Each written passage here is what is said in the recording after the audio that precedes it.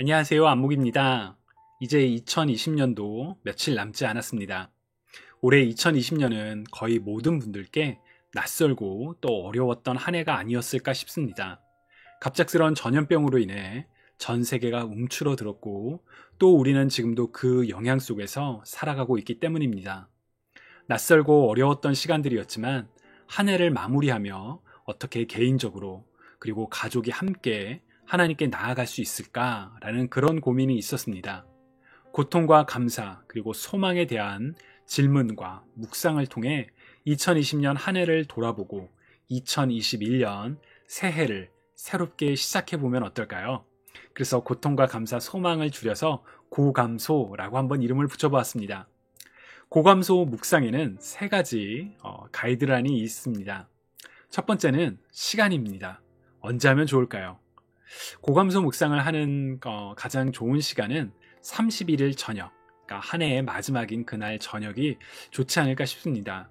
물론 다른 날 하셔도 괜찮습니다. 그러나 한 해의 마지막 날, 새해를 앞두고 이렇게 고통과 감사, 소망을 돌아볼 수 있으면 의미가 더 깊을 것 같습니다. 두 번째는 방법입니다. 이 영상을 미리 끝까지 다 보시고 이제 혼자서 진행하셔도 좋고요. 아니면 저와 함께 중간중간마다 영상을 멈추시고 또 다시 재생하시면서 진행을 하셔도 좋습니다. 그리고 세 번째는 기록입니다. 고통과 감사, 소망에 대한 내용들을 꼭 기록하시면 좋을 것 같습니다. 내가 혼자 하는데 굳이 따로 적어야 하나 라고 생각하실 수도 있지만 사실 우리 머릿속에 있는 생각들은 글로 적을 때 더 풍성해지고 구체적으로 그렇게 나오기도 합니다. 또한 기록의 차원에서도 꼭 적으실 수 있으면 좋겠습니다. 가족이 함께 이 고감소 묵상을 진행하시는 경우에는 먼저 개별적으로 이렇게 노트에 적어보시고 난 다음에 가족이 이렇게 함께 나누는 식으로 진행하셔도 좋을 것 같습니다. 자, 그럼 지금부터 고감소 묵상의 세 가지를 직접 시작해 보도록 할까요? 고감소 묵상의 첫 번째는 올 한 해 가장 고통스러웠던 일 세 가지를 돌아보는 것입니다. 사실 고통의 순간을 되새기는 것은 쉬운 일이 아닙니다. 기억을 잊어버리는 망각이 고통의 진통제라고 불릴 정도로 우리에게는 고통을 잊으려는 본능이 있습니다. 그러나 사실 그 고통 자체도 하나님께 가져나가는 것이 바로 우리가 드릴 예배입니다. 올 한 해 고통스러웠던 일 세 가지를 먼저 한번 돌아보시기 바랍니다. 혼자서 적어보셔도 좋고요. 혼자서 적으신 다음에 가족이 함께 나누셔도 좋습니다. 영상은 여기서 잠깐 멈추시고요. 고통스러운 순간들을 돌아보시고 난 다음에 다시 재생을 하시면 함께 관련된 말씀을 나누도록 하겠습니다. 성경에는 고통을 하나님께 아뢰며 애통해하는 내용들이 기록되어 있습니다. 그 중에 하나가 다윗의 시인 시편 13편입니다. 우리 시편 13편을 함께 읽어볼까요? 주님 언제까지 나를 잊으시렵니까? 영원히 잊으시렵니까? 언제까지 나를 외면하시렵니까? 언제까지 나의 영혼이 아픔을 견디어야 합니까? 언제까지 고통을 받으며 괴로워하여야 합니까? 언제까지 내 앞에서 의기양양한 원수의 꼴을 보고만 있어야만 합니까? 나를 굽어 살펴 주십시오. 나에게 응답하여 주십시오. 주 나의 하나님, 내가 죽음의 잠에 빠지지 않게 나의 눈을 뜨게 하여 주십시오. 나의 원수가 내가 그를 이겼다 하고 말할까 두렵습니다. 내가 흔들릴 때 나의 제적들이 기뻐할까 두렵습니다. 그러나 나는 주님의 한결같은 사랑을 의지합니다. 주님께서 구원하여 주실 그때에 나의 마음은 기쁨에 넘칠 것입니다. 주님께서 나를 너그럽게 대하여 주셔서 내가 주님께 찬송을 드리겠습니다. 아멘. 짧은 시이지만 다윗은 5번이나 언제까지라는 표현을 사용하며 하나님의 침묵에 대해 애통해합니다. 다윗은 고통 그 자체를 하나님께 가져나오며 부르짖고 있는 것이지요.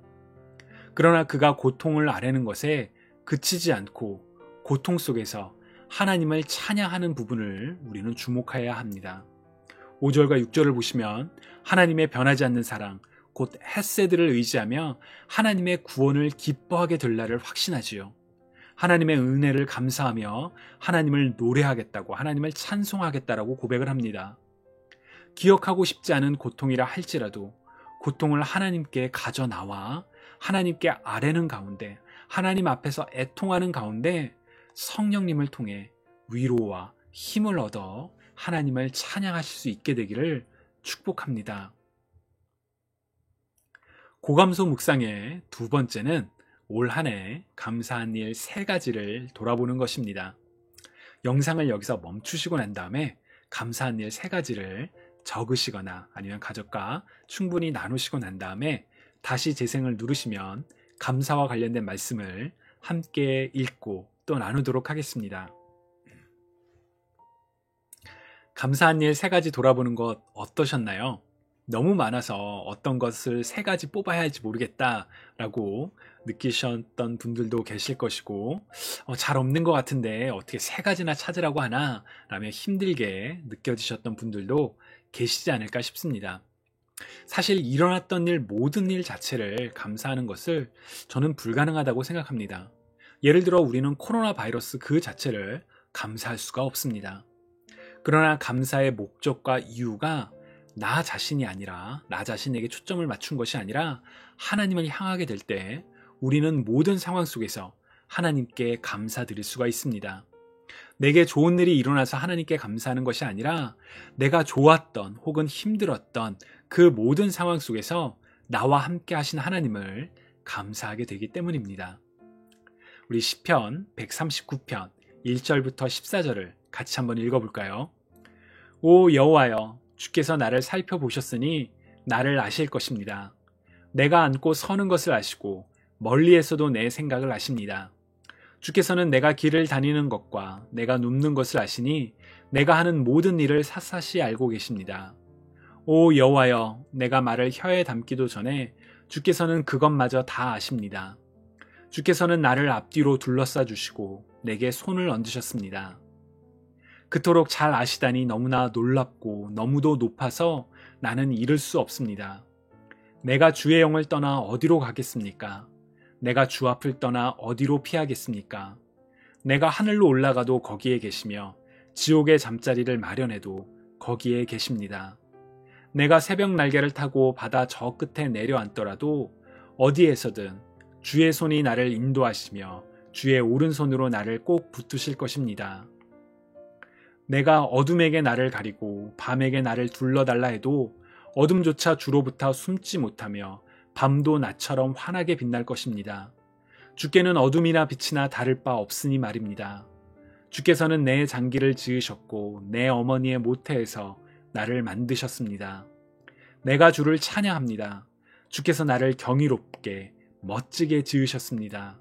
주의 작품은 정말 놀랍습니다. 내 영혼이 너무나 잘 알고 있습니다. 아멘. 우리를 지으신 하나님, 우리의 모든 상황을 아시며 모든 상황 속에서 함께 하시고 인도하시는 하나님을 감사하는 우리 모두가 되기를 축복합니다. 고감소 묵상의 마지막은 바로 소망입니다. 2021년에는 이러한 일들이 있었으면 좋겠다라는 그런 바람들, 그런 소망들 3가지를 적어보시고 혹은 가족과 함께 나눠보시기 바랍니다. 영상은 여기서 잠깐 멈추시고요. 정말 2021년에 바라는 소망 혹은 계획들을 적어보시기 바랍니다.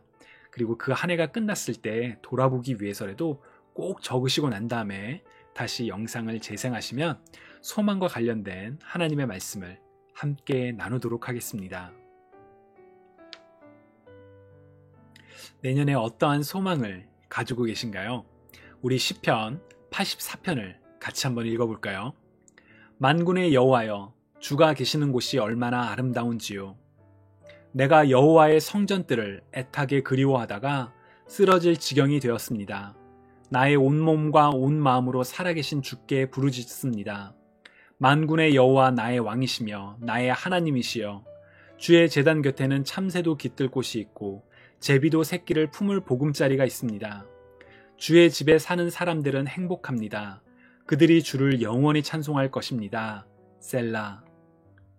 주께로부터 힘을 얻는 사람은 행복합니다. 시온을 향하여 가는 것을 사모하는 사람은 행복합니다.